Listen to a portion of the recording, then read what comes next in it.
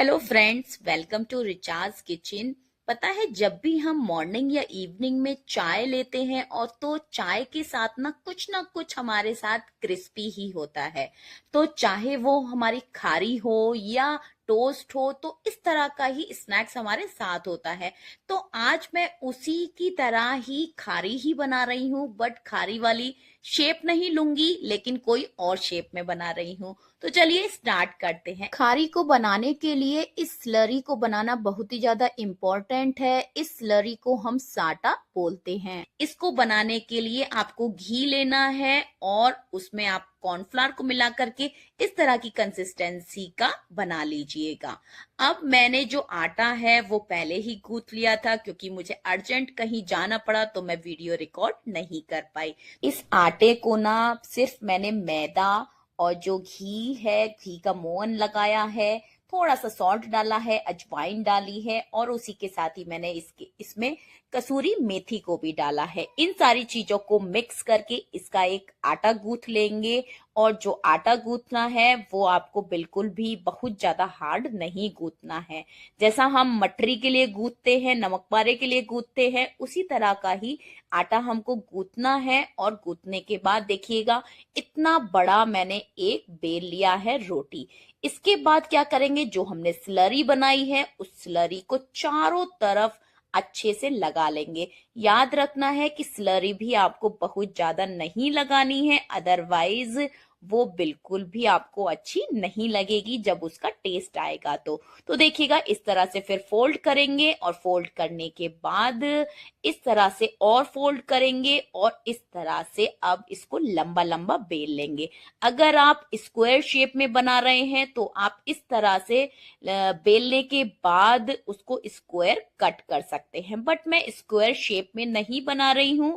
तो इस तरह से मैंने इसको लंबा लंबा बेल लिया है और इस तरह से रोल कर लिया है। और आपको याद रखना है कि साटा लगाने के बाद आपको अच्छे से वाटर से सील कर देना है, ताकि फ्राई करने के बाद जो लेयर्स हैं वो ओपन ना हो।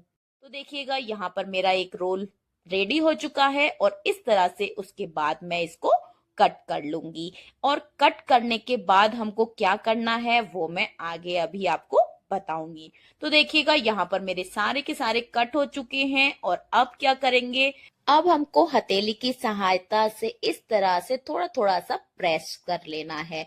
प्रेस करने के बाद इसकी जो शेप है वो बहुत ही ज्यादा अच्छी लगती है। और जो इसकी लेयर्स हैं वो भी आप देख सकते हैं कि इसकी कितनी सारी लेयर्स इतनी अच्छे से दिखाई दे रही हैं।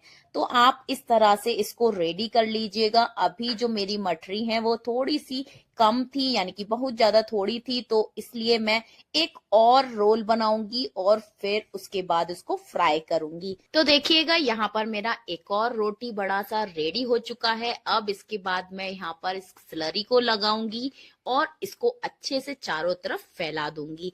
इसके बाद हमको जो हमने पहले वाले में प्रोसेस करी थी, सेम वही प्रोसेस हमको यहाँ भी करना है। लेकिन मैंने जो है एक रोल में, यानी कि पहले वाले रोल में मैंने अंदर जो है स्लरी को नहीं लगाया है। इस वाले रोल में मैं अंदर भी स्लरी को लगा रही हूँ। इससे क्या होगा कि और भी ज्यादा अलग अलग आपकी लेयर्स दिखाई देंगी। तो देखिएगा, जिस तरह से मैं कर रही हूँ उस तरह से आपको भी करना है। और करने के बाद इस तरह से आप इसको लंबा लंबा बेल लीजिएगा। आप चाहे तो स्क्वायर शेप में भी बेल सकते हैं और इसके बाद आप इसको स्क्वायर या रेक्टेंगल शेप में इसको कट कर सकते हैं।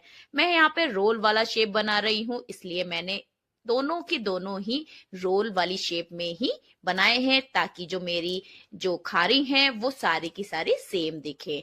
और इस तरह से आपको लास्ट में याद से आपको इसको अच्छे से वाटर लगा करके सील करना है। तो देखिएगा, यहाँ पर मेरा ये वाला रोल भी रेडी हो चुका है। और रेडी होने के बाद अब मैं इसको अच्छे से कट कर लूंगी, ताकि जो मेरी जो शेप है सभी की एक जैसी दिखे। तो देखिएगा अब मैं इसको भी प्रेस करके सारा का सारा इकट्ठा कर लूंगी, और इकट्ठा करने के बाद आप देख सकते हैं कि ये जो मेरी सारी की सारी खारी हैं वो रेडी हो चुकी हैं, लेकिन अभी कच्ची हैं, इनको फ्राई करना बाकी है। तो चलिए अब फ्राई करते हैं, जिसके लिए ऑयल को मैंने गर्म होने के लिए पहले ही रख दिया था। लेकिन हमको जो ऑयल है वो बहुत ज्यादा गर्म नहीं चाहिए, बहुत ही थोड़ा ही गर्म हमको ऑयल चाहिए। तो ऑयल में ना सेक करके आप इसको देसी घी में या फिर रिफाइंड में या फिर जो भी आपकी चॉइस है उस ऑयल में आप इसको फ्राई कर सकते हैं। तो देखिएगा मैंने बहुत ही कम गरम ऑयल लिया है और उसमें सारी की सारी खारी को डाल दिया है।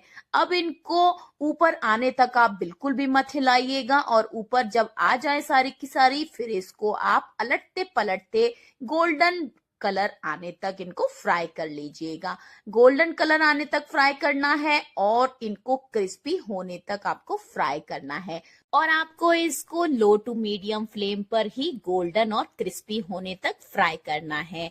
आप फ्लेम को बिल्कुल भी हाई नहीं कीजिएगा, अदरवाइज वो अंदर से बिल्कुल भी नहीं पकेंगी। तो देखिएगा यहाँ पर जो हमारी खारी है वो बिल्कुल रेडी हो चुकी हैं, और इसकी जो लेयर्स हैं वो बिल्कुल खुल कर आ भी गई हैं। तो देखिएगा यहाँ पर अब मैंने निकाल लिया है एक बाउल में, और आप देख सकते हैं कि जो इसकी लेयर्स हैं वो कितनी ज्यादा अच्छी आई हैं। और आप इनको बनाकर प्लीज आप जरूर से ट्राई कीजिएगा, जरूर से आप इसको बनाइएगा, खाइएगा, क्योंकि ये जो खारी हैं वो मार्केट से कहीं ज्यादा बेहतर आपकी बनकर रेडी होती हैं।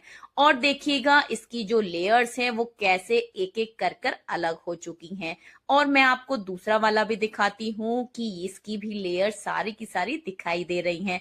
सारी की सारी जो मेरी खारी बनी है उन सभी की लेयर्स अलग अलग हो चुकी हैं, और ये बहुत ही ज्यादा क्रिस्पी भी हैं। देखिएगा ये कितने अच्छे से और कितनी आसानी से ये टूट चुका है। मैं आपको एक और दिखाती हूँ तोड़ करके, ये जो है बिल्कुल चूरा हो चुका है, यानी कि ये बहुत ही ज्यादा क्रिस्पी है। तो आप इन खारी को जरूर से बनाकर देखिएगा, और इसको चाय के साथ जरूर से खाइएगा। तो चलिए मैं मिलती हूँ आपको नेक्स्ट वीडियो में। Bye bye.